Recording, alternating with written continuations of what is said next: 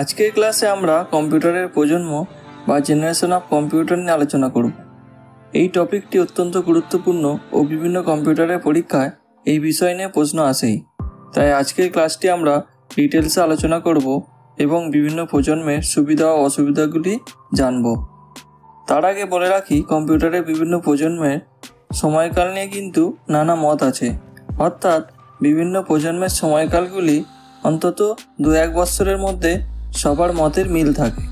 যাই হোক, এবার আমরা ফার্স্ট জেনারেশন অফ কম্পিউটার নিয়ে আলোচনা করব। 1940 থেকে 1956 সালের মধ্যে এই সময়কালকে কম্পিউটারের প্রথম প্রজন্মের সময়কাল হিসেবে ধরা হয়। প্রথম প্রজন্মের কম্পিউটারগুলি কাঁচের যন্ত্র দ্বারা তৈরি করা হয়েছিল, যেটি ভ্যাকিউম টিউব নামে পরিচিত। এগুলি খুব একটা বেশি নির্ভরযোগ্য ছিল না এবং এর ওপরে প্রোগ্রামিং করাও খুব শক্ত ছিল, কারণ এগুলি অনেক নিম্ন স্তরের প্রোগ্রামিং ল্যাঙ্গুয়েজ ইউজ করে ব্যবহার করা হয়েছিল এবং এতে কোনো ওএস বা অপারেটিং সিস্টেম ছিল না। প্রথম প্রজন্মের কম্পিউটারগুলি সাধারণত গণনা, স্টোরেজ এইসব নিয়ন্ত্রণের জন্যই ব্যবহার করা হয়েছিল। এগুলি এতই বড় এবং এতই ভারী ছিল যে একটি ঘরের মধ্যে এগুলিকে রাখতে হতো এবং এর জন্য অনেক বেশি বিদ্যুতের খরচ হতো। এক্সটার্নাল স্টোরেজের তথ্য উন্নত করার জন্য এই সময়ে পাঞ্চ কার্ড ব্যবহার করা হতো এবং পরবর্তীতে ম্যাগনেটিক কার্ডও ব্যবহার করা হয়েছে। এই প্রজন্মের কম্পিউটারের উদাহরণ হলো ইউনিঅ্যাক, এডভ্যাক, ইউনিভ্যাক ইত্যাদি। এবার আমরা প্রথম প্রজন্মের কম্পিউটারের সুবিধাগুলি জেনে নেব।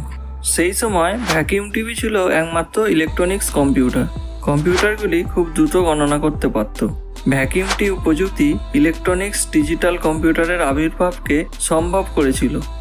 প্রথম প্রজন্মের কম্পিউটারের অসুবিধাগুলি হলো, এটি একমাত্র নির্ভরযোগ্য ডিভাইস ছিল না, এগুলি আকারে অনেক বড় হওয়ার জন্য বহন কার্য সম্ভব ছিল না এবং এই ধরনের কম্পিউটারগুলিতে খুব বেশি হিট বা খুব বেশি তাপ উৎপন্ন হতো বলে খুব তাড়াতাড়ি উত্তপ্ত হয়ে যেত এবং অনেক বেশি বিদ্যুতের প্রয়োজন হতো। এবার আসছি আমরা কম্পিউটারে দ্বিতীয় প্রজন্ম বা সেকেন্ড জেনারেশন অফ কম্পিউটার নিয়ে। 1956 সাল থেকে 1963 সালের সময়কালকে সেকেন্ড জেনারেশন অফ কম্পিউটারের সময়কাল হিসেবে ধরা হয়। দ্বিতীয় প্রজন্মের কম্পিউটারগুলি ভারী ভ্যাকিউম টিউবের পরিবর্তে ট্রানজিস্টর প্রযুক্তি ব্যবহার করা হতো। ট্রানজিস্টর শক্তিশালীভাবে এবং যথাযথ গতির সাথে ব্যবহার করা সম্ভব করেছে। ট্রানজিস্টর আগের তুলনায় ডাইমেনশন, দাম এবং উত্তাপ কমিয়েছে, যা আগের ভ্যাকিউম টিউবে উৎপন্ন হতো। Central processing unit, memory, programming language, input ও আউটপুট ইউনিট এই প্রজন্মের মধ্যেই পড়ে। এই প্রজন্মের উদাহরণগুলি হলো PDP-8, IBM 1400 সিরিজ, IBM 7090 ইত্যাদি। এবার আমরা দ্বিতীয় প্রজন্মের সুবিধাগুলি দেখে নেব। প্রথম প্রজন্মের তুলনায় আকারে অনেক ছোট এবং গ্রহণযোগ্য ছিল।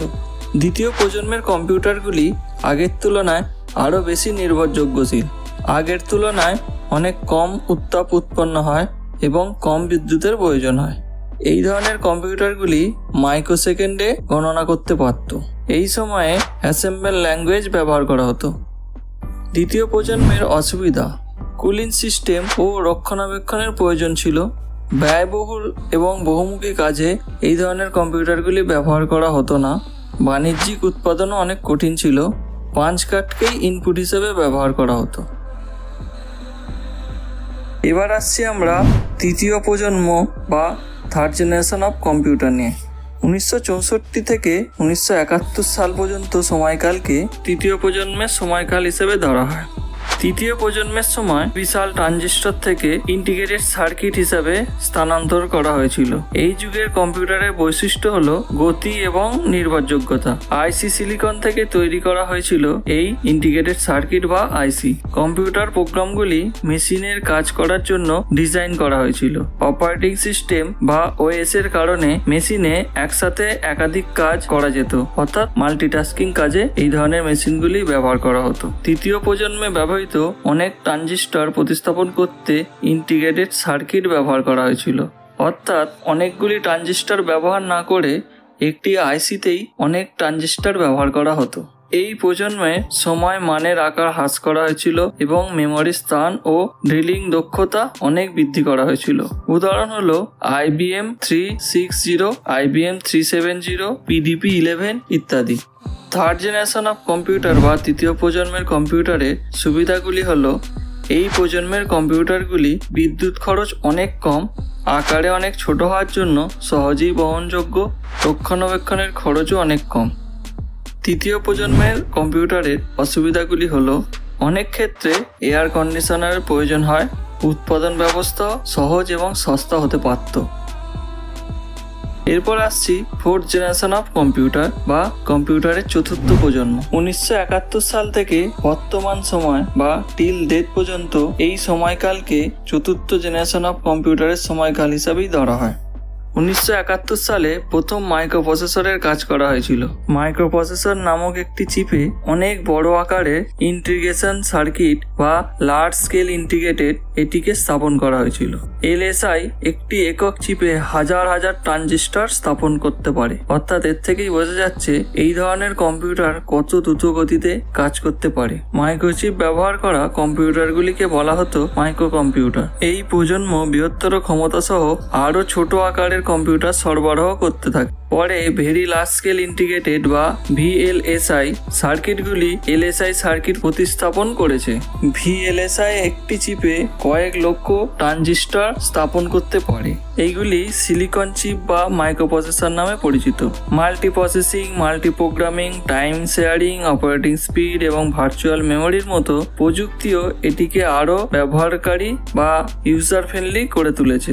প্রাইভেট কম্পিউটার এবং কম্পিউটারের নেটওয়ার্কের ধারণাও এই চতুর্থ প্রজন্মের মধ্যেই তৈরি হয়েছে। উদাহরণ হলো IBM পিসি, অ্যাপেল 2 ইত্যাদি। চতুর্থ প্রজন্মের কম্পিউটারের সুবিধাগুলি হলো বেশিরভাগ ক্ষেত্রেই এয়ার কন্ডিশনের প্রয়োজন হয় না, আগের প্রজন্মের তুলনায় অনেক দ্রুত গতিতে গণনা করতে পারে, আগের থেকে অনেক কম উত্তাপ উৎপন্ন হয়, আগের থেকে আকারে অনেক ছোট এবং খুব সহজেই বহনযোগ্য। চতুর্থ প্রজন্মের কম্পিউটারের অসুবিধাগুলি হলো এলএসআই চিপ তৈরির জন্য অত্যন্ত আধুনিক প্রযুক্তির প্রয়োজন হয়, উৎপাদন ব্যবস্থাও সহজ এবং সস্তা হতে পারত। এরপর আসছি কম্পিউটারের পঞ্চম প্রজন্ম বা ফিফথ জেনারেশন অফ কম্পিউটার। এখনও আমরা ফোর্থ জেনারেশন কম্পিউটার ইউজ করছি, আমাদের এখনও ফিফথ জেনারেশন কম্পিউটার আসেনি। যাই হোক, কম্পিউটারের পঞ্চম প্রজন্মের পিছনে প্রযুক্তি হলো এআই বা আর্টিফিশিয়াল ইন্টেলিজেন্স, যেটি কম্পিউটারকে মানুষের মতো আচরণ করতে দেবে। এটি প্রায় ভয়েস রিকগনাইজেশন এবং বিনোদনের মতো প্রোগ্রামগুলিকে দেখতে পাওয়া যাবে। গেম খেলার ক্ষেত্রেও এটি অসাধারণ পারফরমেন্স দেখা যাবে, যেখানে কম্পিউটার মানব প্রতিযোগীদের হারাতে সক্ষম হবে। গতি সবচেয়ে বেশি, আকার সবচেয়ে ছোট এবং পঞ্চম প্রজন্মের কম্পিউটারের মধ্যে ব্যবহারের ক্ষেত্রে সবথেকে বেশি উল্লেখযোগ্যভাবে বৃদ্ধি পাবে। যদিও আজ পর্যন্ত এআই বা আর্টিফিশিয়াল ইন্টেলিজেন্স শতভাগ অর্জিত হয়নি, অর্থাৎ সবসময় ঠিকঠাকভাবে কাজ হয়নি, কিন্তু বর্তমান উন্নয়নের দিকে নজর রেখে প্রায় বলাই যায় যে এই স্বপ্ন শীঘ্রই পূর্ণ হতে চলেছে। এর উদাহরণ হলো পারাম 1000 ইন্টেল P4। পঞ্চম প্রজন্মের কম্পিউটারের সুবিধাগুলি হলো এগুলি আরও নির্ভরযোগ্য এবং অনেক দ্রুতগতিতে কাজ করতে পারবে। এগুলি নানা বৈশিষ্ট্য সহ পাওয়া যাবে এবং আকারে খুবই ছোট হবে। পঞ্চম প্রজন্মের কম্পিউটারের অসুবিধাগুলি হলো এই প্রজন্মের কম্পিউটারের অসুবিধাগুলি এখনও পর্যন্ত ঠিকঠাকভাবে জানা যায়নি। এবার আমরা সমস্ত প্রজন্মের কম্পিউটারের তুলনা বা কম্পেয়ারগুলি দেখে নেব। আপনারা স্ক্রিনে দেখে নিতেই পারেন এবং চাইলে আপনারা পজ করে স্ক্রিনশট নিয়েও পরে দেখে নিতে পারেন। তো এই ছিল আজকের কম্পিউটারের বিভিন্ন প্রজন্মের ডিটেলসে আলোচনা। আশা করছি আপনারা বুঝতে পেরেছেন। আজকের প্রশ্নগুলি হলো, প্রথম প্রজন্মের কম্পিউটারে কী ব্যবহার করা হতো? আইসি বা ইন্টিগ্রেটেড সার্কিট কোন প্রজন্মের কম্পিউটারের উদাহরণ? ফোর্থ জেনারেশন কম্পিউটারের একটি সুবিধা কি?